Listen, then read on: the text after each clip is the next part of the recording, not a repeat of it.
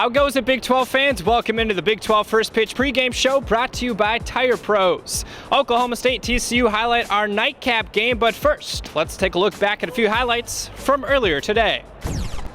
And that ball drilled to left center field, and that's going to score a lot of runs. One is in, two is in. Mendenhall is being waved home. And Wise is on his way to third, and he cleans the bases with a triple. This one is hammered. Deep left field.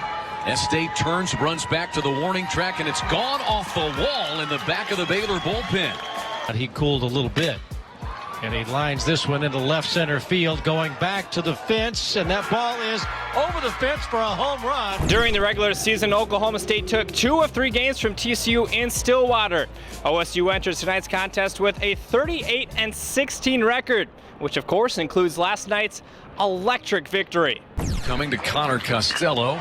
Deep drive to left field. This one is deep toward the bullpen and gone. A grand slam for Connor Costello. For more on Oklahoma State, we send it on over to Big 12 correspondent Christine Williamson. Thanks, Mitch. Coach, going into this matchup, you guys are coming off of a hot hitting game. You guys had 8 runs in the bottom of the 5th and then ended that game 10-4. How are you guys going to carry that momentum into this game against TCU?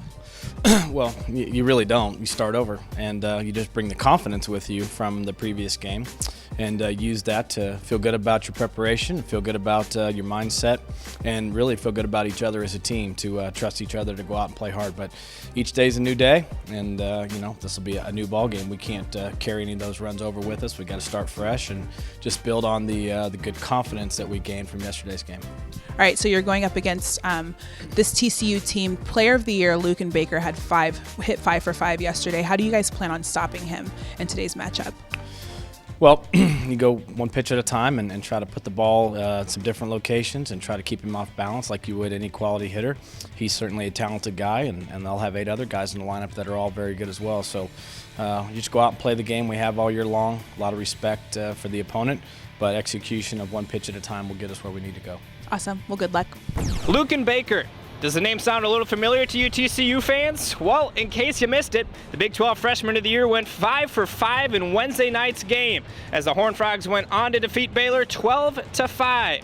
For more on his senior-like performance, plus more on tonight's game, let's send it down to Big 12 correspondent Annabelle Stefan.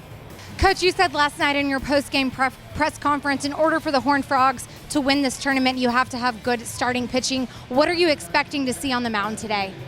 Good starting pitching, I hope. Mitchell Travers starting tonight, and he was supposed to be our #1 pitcher going into the season, and he had an injury a week before, and we didn't get him back till about 3 weeks ago, and he's slowly been building up his arm strength and endurance. So, we've been building for this moment and, of course, for next week. So hopefully we can get a good effort out of him, and because we're certainly facing a great starting pitcher in Thomas Hatch. Your bats were hot last night. Luke and Baker especially going 5 for 5. What has impressed you most about this freshman in his first Big 12 championship? Well, he's certainly, he's not overexcited or overwhelmed by any moment.